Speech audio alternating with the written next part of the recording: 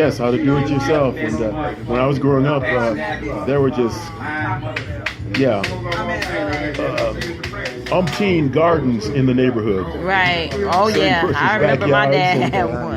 And we used to even raid a few, which was not exactly correct, but right. They had nice apple trees. Okay. So it was something we couldn't refuse. But nevertheless, there were a number of families who were growing their own food. Right. And we need to get back to that. Exactly. That's right. Exactly. I have a question too. Everything you talked about with your 4 points and everything, if elected as city council, what are your plans to get those 4 points into play? Okay, I think with my ability to communicate with a wide age range, both from elementary school kids right up to seniors like myself. Right. I plan on making those 4 points very visible in our community, and attempt to have periodic seminars and town hall meetings, if you will, neighborhood association meetings, to get the pulse of the community, to see what some of their issues may be in relationship to the 4 points that I've identified, and to continue to strive to get residents to be involved in those efforts that I've identified, because it's going to take all of us to make it happen.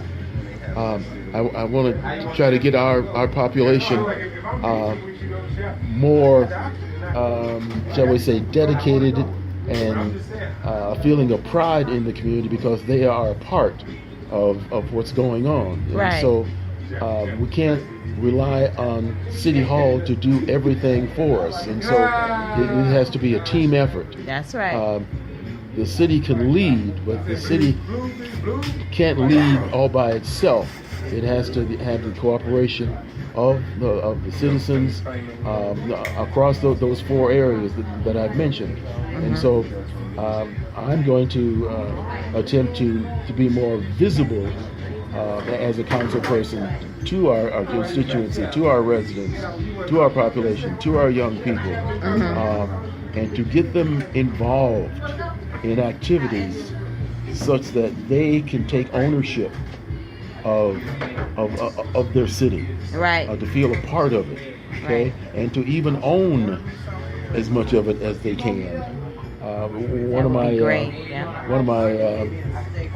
bylines also is that we need to buy back Muskegon Heights. Definitely. Yes. What that says, and I don't want to get into all the details now, but there was one famous rapper. He's got out a song or some lyrics that said "Buy your block." That's right. My young daughter turned me on to that. But, I was always talking about too. Okay, right. But I was always in favor of ownership. Of we need to own the dirt in Muskegon Heights. And what I found out is that there's a significant chunk of Muskegon Heights that does not belong to Muskegon Heights residents. We've got to change that. We do. Because otherwise we're going to be ripe for pickings for other municipalities who might want to consider taking us over. We have some valuable resources in our community, okay? And so we dare not take it for granted that all is well. And so we have to protect those resources. Yeah. And now, how many seats are there available? There are 3 available seats open for this current city council election. There are 8 or 9 candidates running for those 3 seats, and so hopefully I'll fill one of those 3 with the help of the community, because of my dedication and my background and experience and my know-how. And what would you like to tell the citizens of Muskegon Heights that would make them come out and want to vote for you? Join the team. Help us to become a model city, and let us pool our resources financially and knowledge-wise, and help build Muskegon Heights to be a model city that once upon a time people thought that it was. But it was under a slightly different leadership. Okay, and so now that certain caliber of leadership has thus since passed on, we are left with only us, and so it is us that are going to save us. And Definitely. so I would want our residents, our voting population, to become more responsible and not give up your vote. One of the sad things that I've noted in looking at the data from past elections, over and beyond the presidential election that got our former president Barack Obama into office, in those off years, our voting population have showed up to the polls 10% only of eligible voters in Muskegon Heights. 1 out of 10 have showed up to vote. Absolutely ridiculous. And that's not good. Not at all. And so we've got to increase that number such that that we take ownership and responsibility for what happens in our city. Right. And one of the most powerful things and ways that we have to do that is to exercise our vote.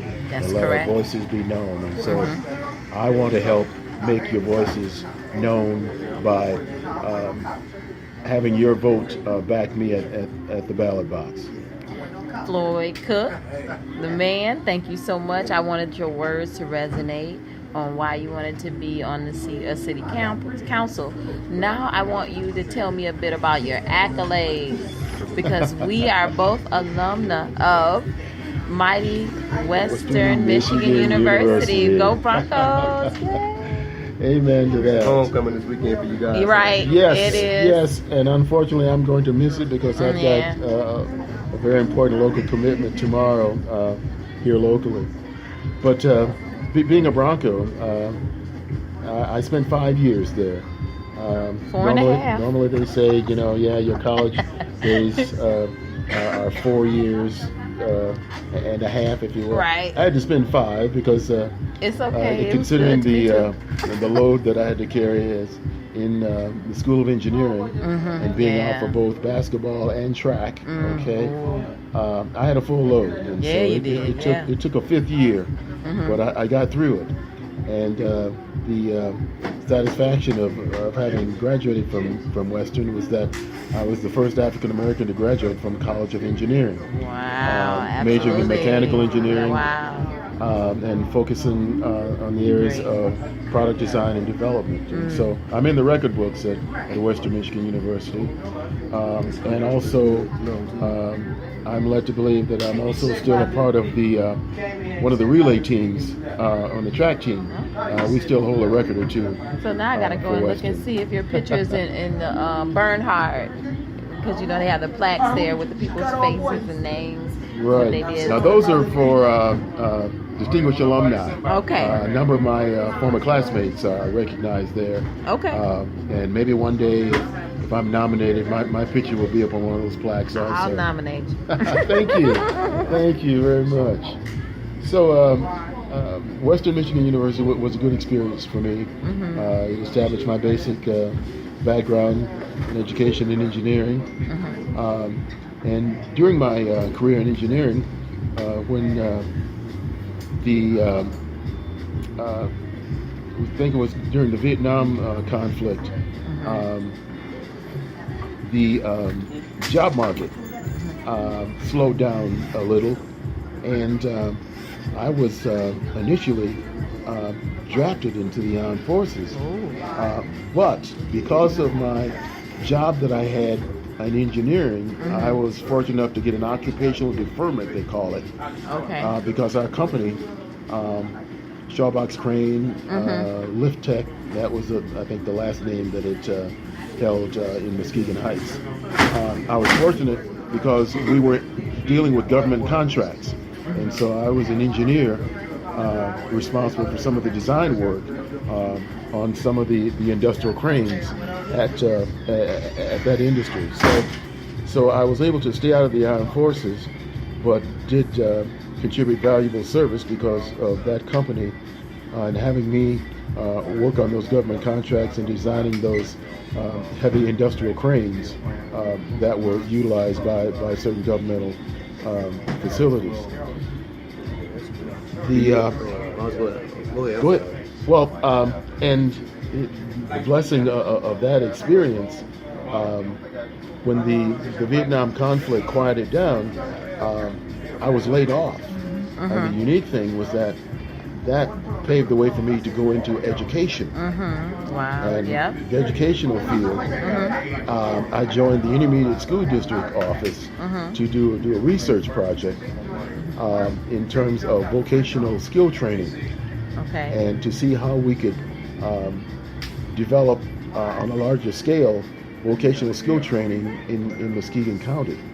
And so that led me to University of Michigan for more advanced training in that area. Yeah. And because of working at the ISD, that exposed me to certain staff at the University of Michigan, and they encouraged me to enroll there because at the time they were grooming administrators to lead vocational skill training centers around the country. Muskegon County didn't have one at the time, and now we do. And so I went through that master's program and received a master's of education with a focus in vocational skill training, and graduated ultimately from the University of Michigan with my master's degree. Okay. All right. And as fate would have it, I then returned to Muskegon, and rather than going into education, I went right back into engineering again, because there's a local company that made me an offer I couldn't refuse. All right. Okay. But as time went on, I again was laid off from that company. Companies usually go through these transitions of downsizing or merging, and so forth. And so different shifts. sometimes I'm on sort of the losing end there. And so in between engineering jobs, that's when the sub-teaching experience comes in. Okay. And my master's degree and my training at University of Michigan falls right into line there. And There you go. One educational experience sort of helps the other. Engineering helped my master's in education, and my master's in education look back at my experience in engineering and solving problems. There you go. Right. There you go. Gotta make it work. Yeah. Very educated. You got the credentials and everything. Do you have any final thoughts? Well, again, I just hope that I've shared enough through this opportunity so that people will get to know me a little better, and know that I still have a lot to offer, even though I'm a practicing senior citizen. Oh, come on. You I've got fire in you. the history, and that's the important And thing. that's right. And the that's what we vision, need. And I think I can be a very valuable asset on the city council, and to help lead others to also look at valuable service to the city in a similar regard.